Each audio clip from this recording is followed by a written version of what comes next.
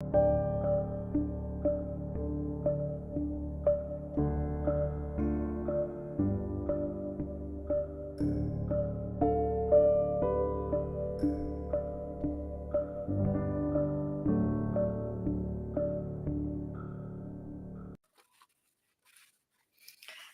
welcome to this month's community stream for November.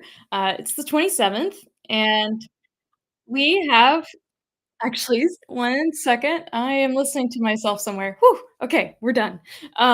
We've got a good agenda today. We've got a little bit of an update on Golang, WASI Preview 2 update, WASM Time, Rust, and some events. And I'm joined today with Alex Crichton, and I'll pass to him once we get to the WASM Time piece. So for WASI, we have a lot going on, including our subgroup meeting that's this Thursday. We will be voting to advance several of the proposals for both WASI CLI and the proposals that are dependencies for WASI HTTP proxy world to phase 3. So I encourage you to come join and vote. That's a big deal, but we're not quite done yet. The last thing that we need is really 2 reference implementations. And a lot of that work is happening within JCO, the JavaScript component tooling.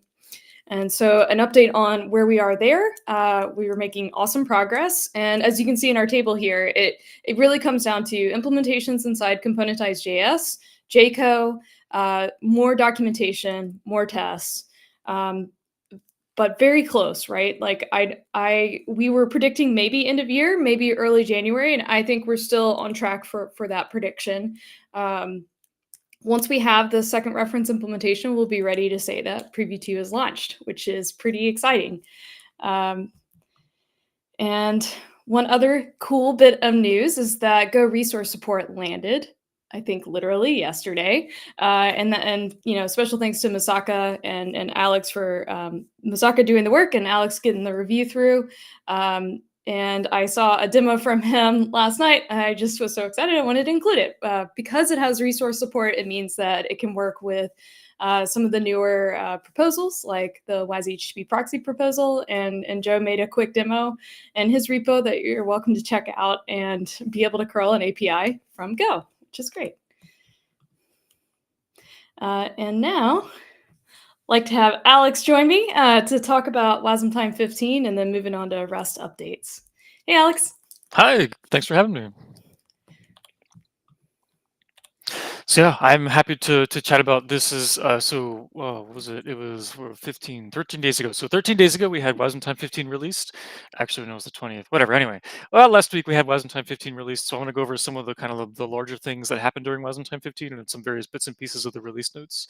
So we got a couple of them called out here. We've got a full link at the bottom. But anyway, so the first thing that came out was multiple versions of interfaces are now supported. And this is specifically added for, we have a snapshots happening in WASI right now. So WASM Time 14 had this RC candidate version that was like October 18th, I think, or 28th, I forget which. And then this November release of WASM Time had a November date inside there. So as an embedding runtime, you now have the ability to support both snapshots at the same time. So you can have all your WIT files from all the old snapshots, all the new snapshots, and you can generate binding at the same time. So the same exact runtime can do all that. That was just a feature we added in the bindgen macro for doing all that for runtimes that want to support multiple snapshots simultaneously. This won't be too necessary in the future, kind of once we have one final WASI snapshot, but anyone who wants kind of historical support, it's pretty important there.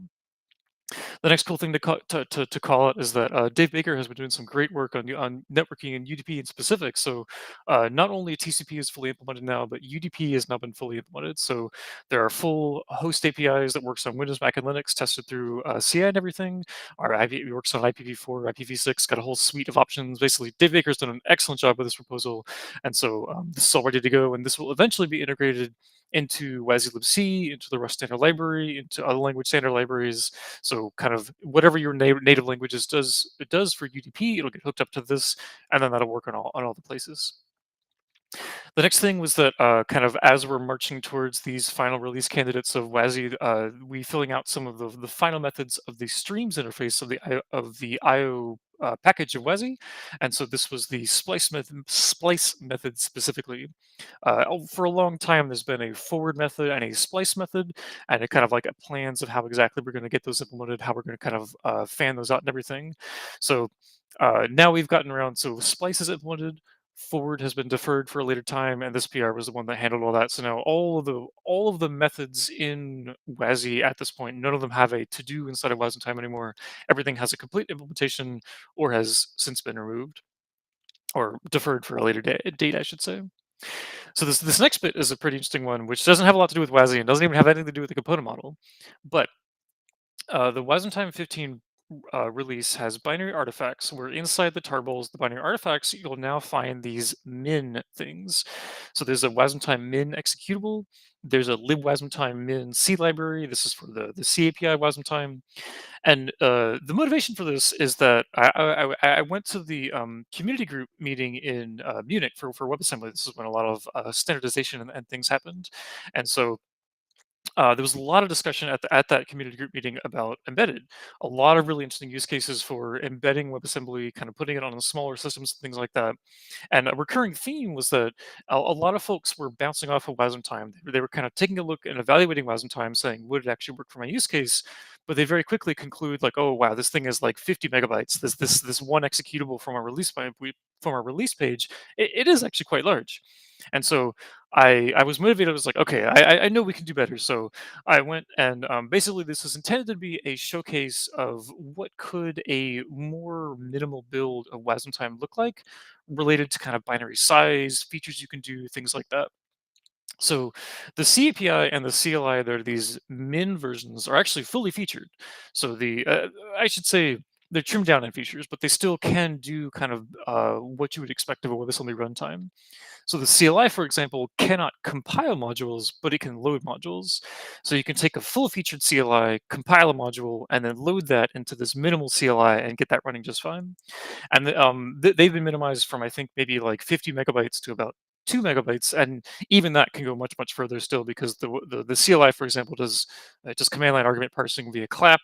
It has, I think, 3 different versions of implementations of WASI right now, just for compatibility and everything. So even the 2 megabyte size can actually be trimmed down even further. So in any case, I wanted to call this out as, if anyone's interested in evaluating WebAssembly or WASM time for embedded use cases, kind of size constrained, smaller devices, things like that. This is a great way to kind of evaluate it pretty quickly. Where if you don't know much about Rust, if you don't know much about WASM time itself, this is a nice documentation now to build a nice minimal binary, at least in terms of size, and also you can kind of see the trade-offs of, as you disable features, as you enable features, various Rust compiler flags, all that fun stuff. So that's basically it's a summary of the minimum things, kind of what they're there for.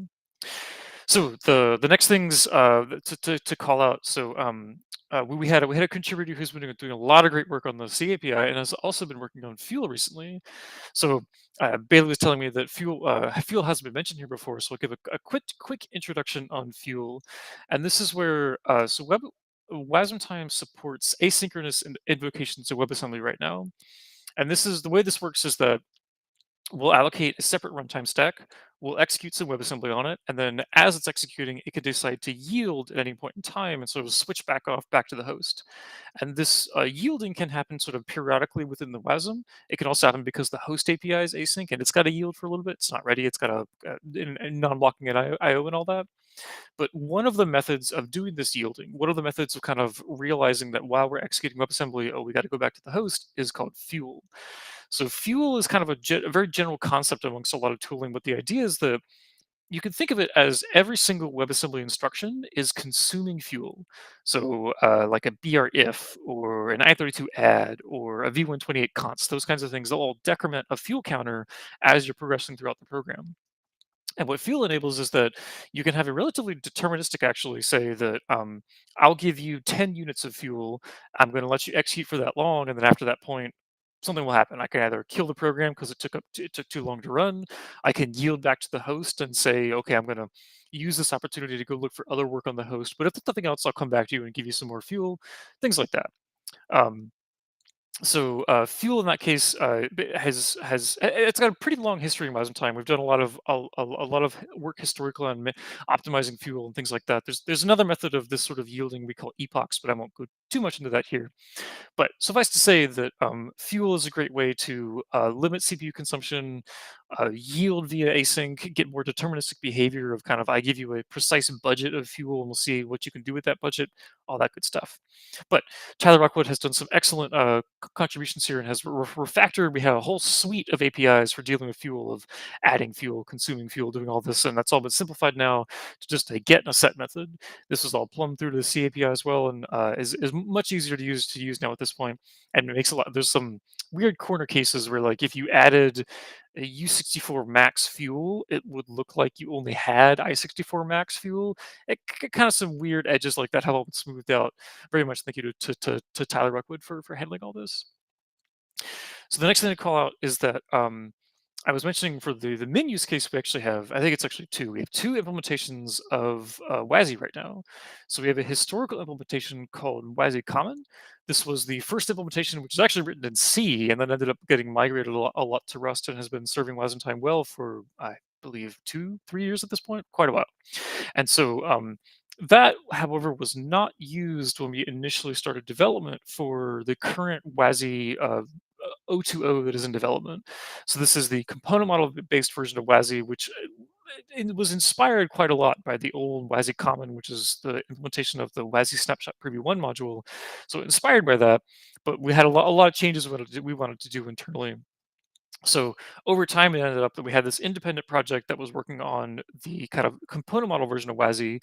We also had WASI Common, and then eventually those are merged both into the WASM Time repository. So today we have the WASI Common crate, and then we additionally have the WASM Time WASI crate with its Preview 2 submodule. So these are two totally different implementations of WASI, and we can say in the WASM Time 15 release on the CLI, the new version based on Preview 2 has now been enabled by default. So this basically means that even if you're running Preview 1 APIs, those are all built on top of Preview 2 by default now, which means that we're getting more testing in this version, kind of slowly rolling this out. You can still opt into the WASI Common based version, but the eventual intention is to deprecate and delete the old WASI Common based version, so we only have one version of WASI internally. So this is what will power what will power into the future both Preview 2 and Preview 1. All right, and then so the next thing I said that the min changes were inspired from some work in the WASM CG meeting that happened in, I think it was October in Munich. And so one of the other things that came out of the CG meeting was that a lot of historical proposals for WebAssembly have been moved to stage 4. And this is where WebAssembly, the community group and the standards body, has a staged process for proposals. And by the time you get to stage 4, that's when browsers start shipping all WebAssembly features ungated. Anyone can use it. It's sort of effectively considered done at that point. There's a stage 5, which means you actually merge it back into the official spec, but that's like more of a spec related thing, and it'll happen eventually, but it's less so for kind of runtimes. It's like for users, it's all done by that point. But needless to say, there were 3 different proposals here, all of which reached stage 4 in the WASM CG, and consequently, we in WASM Time are now releasing them ungated. So these are all now enabled by default. You can still disable them if you don't want to actually have them in your guest modules, but these are all enabled. So the first of which is threads. I wouldn't get too excited. This is not multi-threaded and spawning just yet. So threads is just the atomics shared memory, but there's still a lot of work to get guest languages up and running. So embeddings can build multi-threaded guests at this time, but it's a lot of work and it's not exactly turnkey right yet. So for example, you can't just pull in Rayon and have that work quite just yet. It takes a little bit of fiddling here and there. So this will be evolved. This will continue to evolve over time. This is actually there's another shared everything threads proposal happening in WebAssembly right now, which is how we're going to be building a lot of this, and eventually that'll all make its way to the component model as well. But needless to say, that's there. The other feature, however, the next feature is multi-memory. So this is a pretty old proposal actually, which is kind of simple in the sense that a lot of historical WebAssembly modules you were allowed to have one linear memory, and now you can have two or more. So that's the only restriction that was lifted here. But The great thing here is that this is one of the crucial features that is powering the implementation of the component model in Wasmtime. And so one of the main features that we were actually evangelizing this for at the CG for stabilization in general was that this proposal is going to be used to polyfill components on the web. So Jco, for example, has a polyfill for so like okay, Jco is a polyfill for components, and then it also needs a polyfill for multi-memory because multi-memory is not currently stable in browsers. So Jco can now scale back one of those polyfills and have a much more efficient implementation, primarily when like two components internally talk to each other. So if you link two components together via composition, then that'll be much faster with the multi-memory proposal. But Wasmtime has also been using this internally for quite some time to implement components, and so having this stable in the core WebAssembly group itself is a great way to kind of move things forward. And it gives you more options and available more features from from a toolchain perspective, from an author perspective, to work with things like this. And the final one is Relax SIMD. So this is where a couple of months ago, or maybe it was about a year ago at this point, WebAssembly first added SIMD instructions. These were all 128-bit SIMD wide values and a whole suite of instructions to work with them. So kind of your basic arithmetic, basic types, different vectors of different widths. So like I8 x16, I32 x4, all that good stuff. Um, the original SIMD proposal, however, was fully deterministic. So every instruction had fully specified outputs. It was the exact same behavior across all platforms, and it could be implemented performantly across all platforms. The Relax SIMD proposal, however, is scaling a little bit of that back. So now instructions they have a set of possible outputs where any one instruction given some particular inputs could produce multiple things. And this is mostly affording for how you have very similar behavior on, for example, ARM64 and x86, but maybe NANDs might give a little bit of a difference. Like NANDs might give you a 0 on ARM, where they give you an int min on x86. So the Relax SIMD proposal is basically saying that some of these instructions are very important for performance, and so kind of giving users access to that, where they do now actually have different. They might have different performance, or sorry, different results on different platforms. And I think one of the major features of the Relax SIMD was FMA, fused, multiply, and add for floats. This is one which has not been present in WebAssembly, specifically because you can either have a fused or a non-fused version. And so these two might give different results. But now WebAssembly, additionally, as a result of this proposal, is going to be working on what's called a deterministic profile. So precisely what this is still in the works in the CG, and a lot of work's going to happen on that in the future. But for now, the default behavior in Wasmtime is that the implementation of Relax SIMD gives you the fastest versions of these instructions by default. So you might have different answers on x86 and ARM. But there is a flag in Wasmtime to say you would like deterministic behavior. So currently, all the instructions do have a deterministic specification for if you are deterministic, this is what's given, and this is opted in Wasmtime. So everyone can using Wasmtime as an embedding can still opt in to deterministic behavior while allowing these instructions. So that's mostly that. That was kind of the final thing from the CG of these new proposals are all enabled by default, and we expect those to kind of slowly over time make their way into tool chains and users and SDKs and things like that. So the next item here is the WASI-IO error interface. So this is where we added a generic error type, kind of like as a resource to the WASI-IO package, and this was specifically done originally for file streams. This is where, to read and write files, you were given a file descriptor, or the descriptor resource in the types interface of the WASI file system package. And to do that, once you have that, you then acquire an I/O stream, which is either an input stream or an output stream, and then you do reads and writes. This enables a lot of powerful interactions with async and composition and things like that. But errors were a little bit interesting here. This is where if you got a generic IO stream, you wouldn't be able to get file system specific errors. So now in this PR, in this proposal, we have added a generic error resource which comes out of any stream. So if you fail a write or if you fail a read, and then as Bailey is showing here, in the file system package, there is a method to say, given a generic error, let me try and get out a specific file system error code. So this enables kind of if you have prior knowledge that this IO stream came from a file system, then you can take any errors that come out and ask specifically for what was the file system specific errors. This allows you to help classify what's going on there. It can help debug a little bit with some extra debugging methods, but this is effectively intended to be a relatively generic error type as we move forward, which other proposals might use as well. And from a host perspective, this error would internally say, like, I'm a file system error, I'm an HTTP error, a UDP error, a TCP error, all that good stuff. So I think this will continue to iterate over time, but this is part of our push to sort of finalize WASI 020 Preview 2 and kind of make it sort of more future compatible, where we ideally have to make zero changes as we go into the future, or very, very few breaking changes. All right, and the last thing that I would like to call out here is some excellent work by Chris Fallon, who has added, and I think Nick Fitzgerald has also been working a lot with Chris on this, of adding what's called proof carrying code to CraneLift. Now, I'm no expert on this, so I'm going to try and give a bit of an overview. But I would highly recommend reaching out to the two of them if you want more details about this. They know all the details and all that. But I believe at the high level, what the intention here is that this was originally spawned from the VeriWasm project coming out of a long time ago. So this was integrated with WasmTime at some point historically, but has since not quite kept up, and doesn't. I don't think it's quite integrated anymore. But the intention is that when you're compiling a WebAssembly module, this is effectively a layer of validation saying the output of CraneLift is valid. Valid in the sense of we're going to say that every single memory access by the guest is in this 4 gigabyte sandbox, and this is validated by.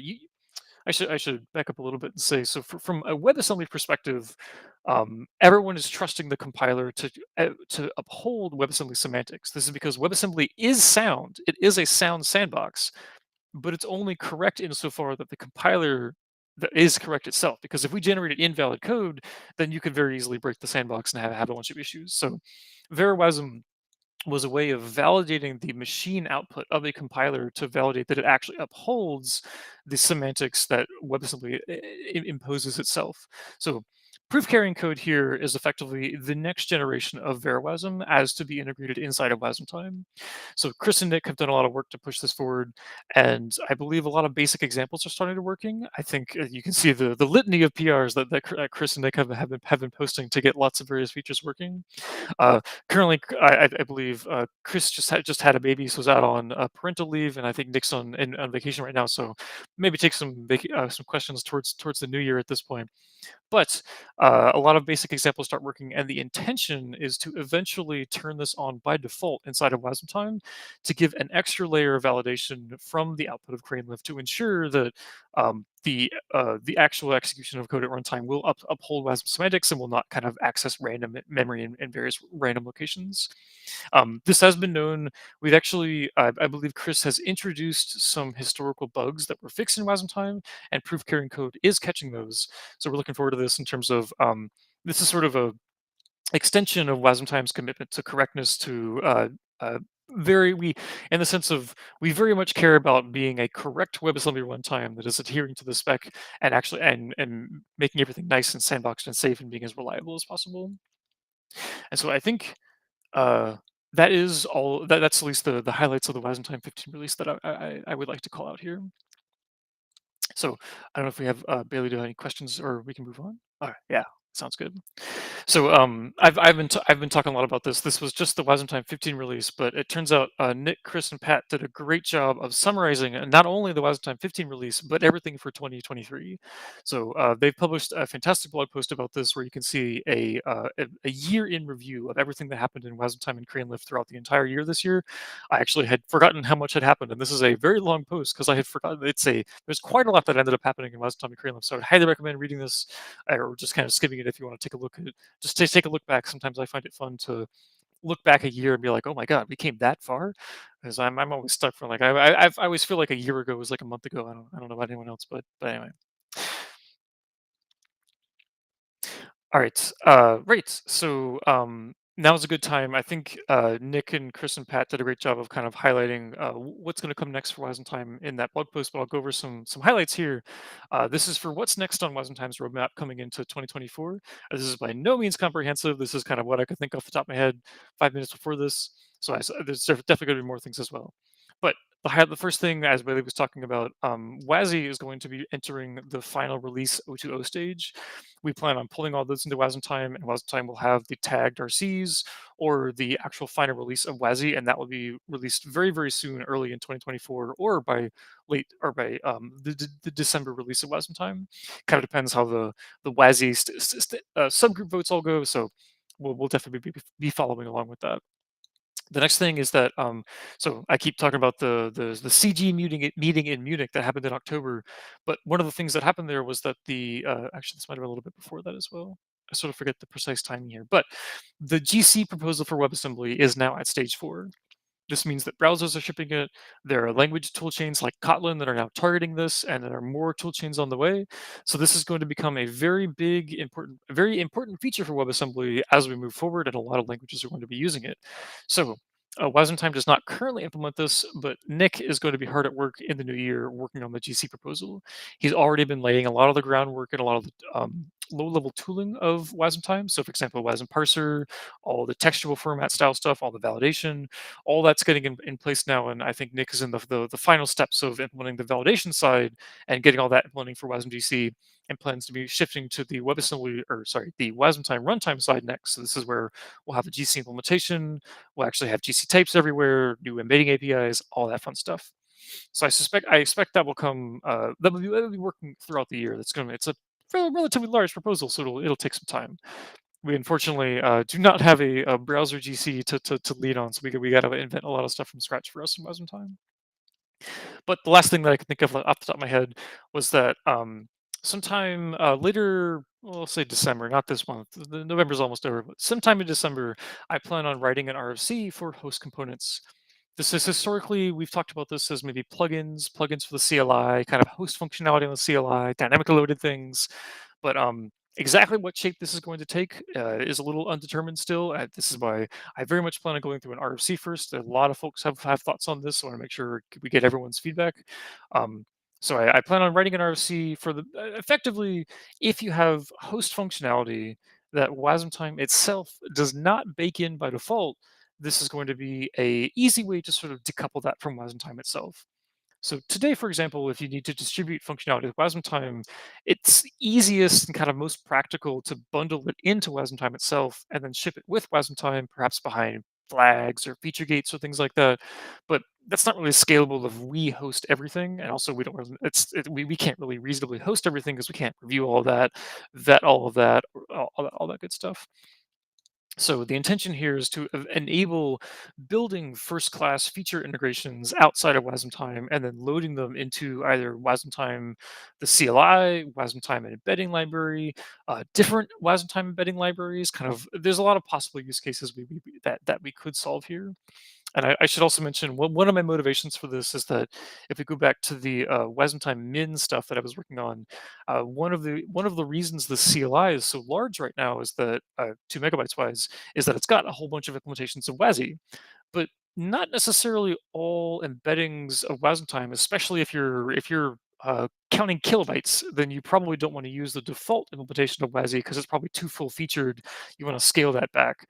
And so in that sense, you may want to bring your own implementation of WASI, especially if you have a custom operating system, you don't have Unix, you don't have Linux, things like that. And so this would enable taking the CLI and actually taking all of WASI outside the CLI and only having the ability to dynamically load an actual host implementation, which could help minimize the CLI a bit further. I've been testing that locally, and I think I've been getting as small as like 500 to 600 kilobytes. So it's not practical to do right now because if you take WASI out, there's no way to put it back in, and so it's a CLI that can't actually do anything. You can't even print from a WebAssembly module. So not going to do that officially just yet. But the intention is that eventually if you can model all the WASI as a host component, and I can just dynamically load that in or kind of dynamically write my own stub and link that in, that'll be much easier there. So anyway, TBD in a lot of aspects of this, but look out for an RFC in the coming month, or probably towards the middle of December would be my guess. Sorry, I think that was everything we had for WASM time. So I'll dive right into the next aspect here, which is there's a few updates that I can give from the Rust toolchain side of things.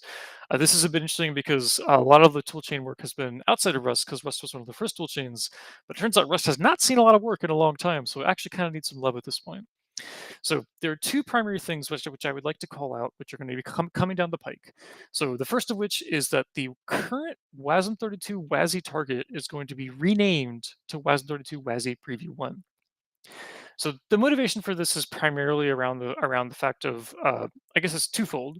So one is that this is actually reflecting the WASI target itself, where it's always been just Preview 1, but this is this is sort of acknowledging it of saying this is we're actually going to put it in the target string, and the reason for that is that preview 2 is going to add new apis in a way that is incompatible with preview 1, and so we have to add a new target for preview 2, and it's kind of weird if we have this WASI target and then the preview 2 target, because the WASI target kind of looks main. So Bailey's asking when can we expect this rename to land. So this is still in the works. This is probably going to be around the early of next year. So this has to do with the Rust project, and so we're going through the processes there in terms of coordinating with upstream to do this. But the current plan, or I should say, this actually has a bit of history. This was accepted as a major change proposal at, I believe, around April of this year, but the work ended up stalling out as Yash, who was working on it, I think, had just had some real life things come up and was unable to continue pushing on the work. So I've been working with Yash now to kind of pick this work back up and help him drive it all forward to completion. But the original intention was to mostly have a cold turkey rename where a lot of stuff would just land and everyone has to update it overnight. But I think we're going to try and scale that back a little bit, and we're going to try and have a bit of more of a smoother rollout. So I'm still, this is a proposal as of yesterday to upstream Rustling Rust. So I think this is still a work in progress, but nothing is happening yet. And this will be communicated through I believe the Rust blog, and we'll definitely be communicating it on the Bytecode Alliance Zulip and everything like that. But the rough idea is that we're probably going to leave the current WASM32 WASI as is, add a new Preview 1 target, have them both in parallel. Once that has reached the stable release of Rust, which is about 18 weeks, then we kind of wait one more release where everyone can start migrating, but no one is required to just yet. And then we start warning nightly users, saying if you're using the WASM32 WASI target, we're warning you it's going to be renamed to Preview 1. Then that's going to make its way 18 weeks later to stable. Give that one more release so you get lots of warnings on stable. And then after that, we'll change nightly and completely remove the WASM32 WASI target. So the intention is we'll have a nice big window, probably about 36 weeks of warnings of time you can update. So this is intended to be a relatively uh, not pain-free, I should say, but it shouldn't cause it shouldn't cause too much undue hassle at the same time. So this is, if you have thoughts on this, please reach out. There's a major change proposal stream on Zulip for the Rustling Rust Zulip, not the Bytecode Alliance Zulip.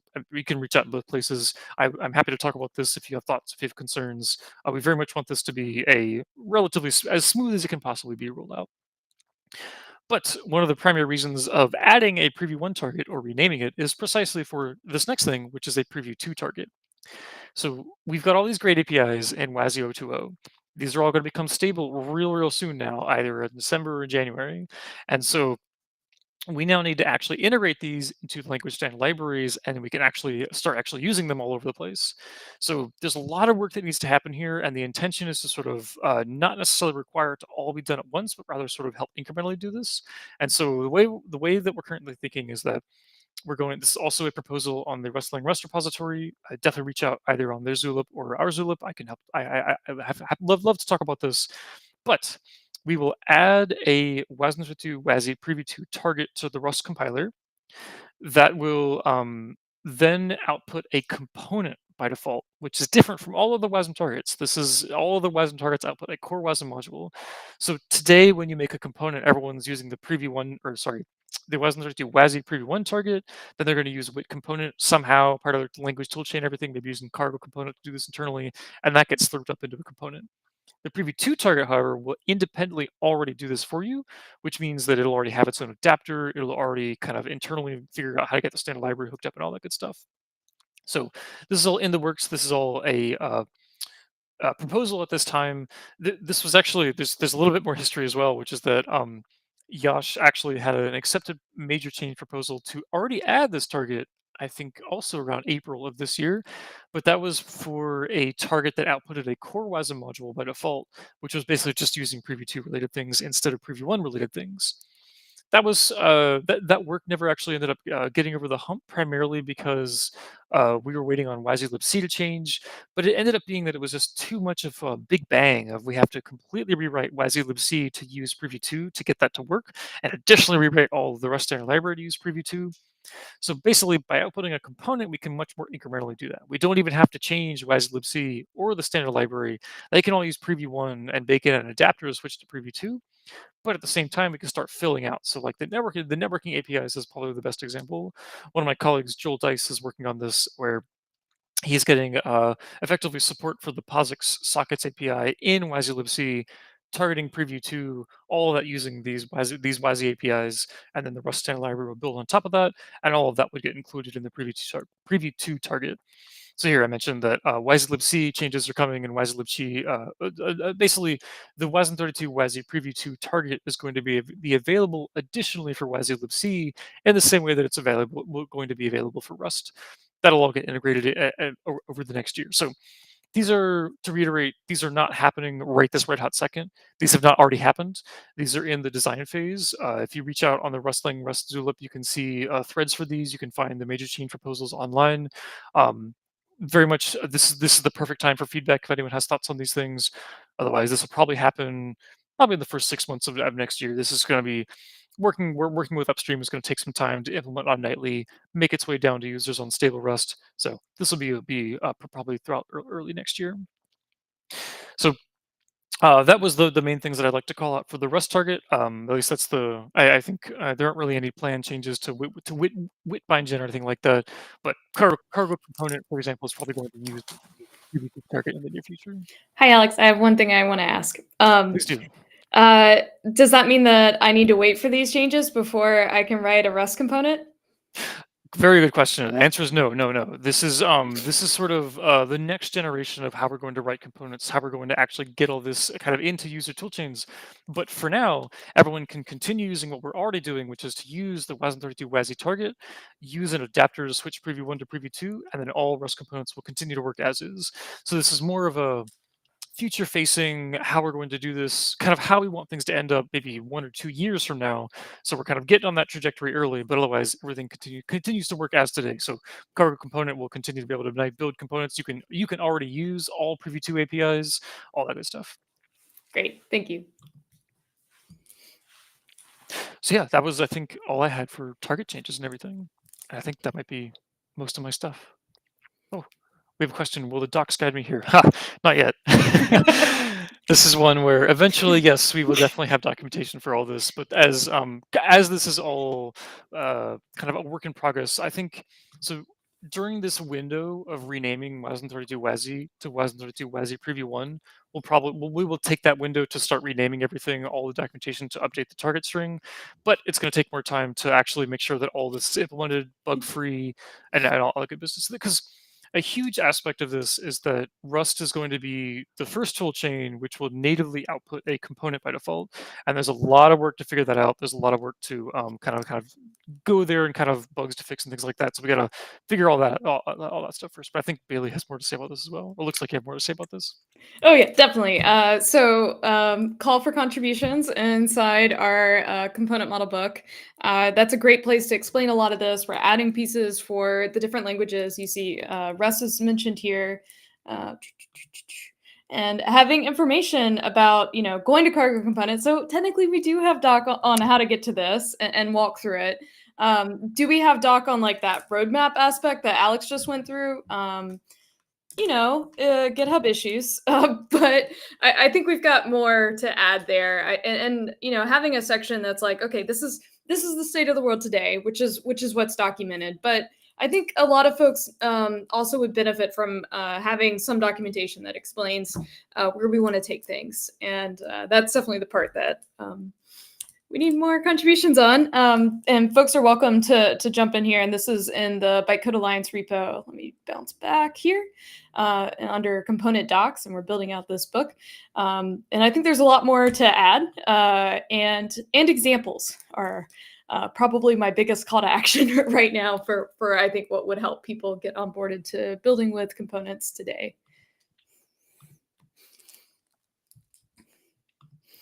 Okay. Do we have any other questions? We're live. I don't know if you can tell.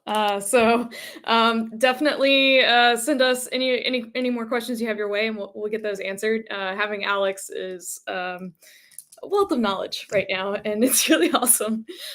Did you hit the preview 2 related changes coming to WASI libc, or was that kind of rolled up with the previous bullet? Yeah, pretty much. Mostly just that this is going to happen. It's going to be. It's We don't plan. I will definitely highlight that we do not. So right now, WASI-libc is built using Preview One APIs. So if you're looking at source code, you're going to dig in. You'll find a bunch of WIDX generated things that are years old at this point. We don't plan on changing all those immediately, but the intention is to eventually change all of that to using Preview 2 APIs natively. So in the meantime, the plan is to start filling out the new areas of WASI-libc, such as sockets, with Preview 2 APIs. And then once those are kind of all settled and things actually start working, then we can start going through the backlog and actually switching all the Preview 1 stuff to Preview 2. What are some of the languages that'll benefit from us getting implementations inside libc? Is Python included in that list? I think the answer is all of them, Yeah. because I'm pretty sure that literally everything uses WASI-libc. So, like for example, sockets are huge. Like no language can use sockets, and every language uses the POSIX API for sockets.